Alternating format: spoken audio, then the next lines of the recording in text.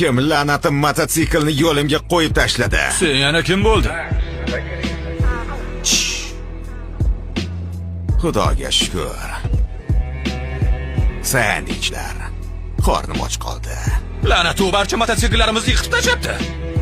Katta muammolaring paydo bo'ldi oshna.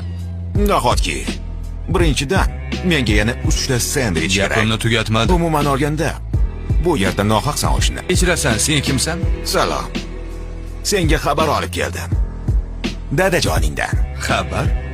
Dadajonimdan? Qanday xabar ekan? Sen Bensan, to'g'rimi?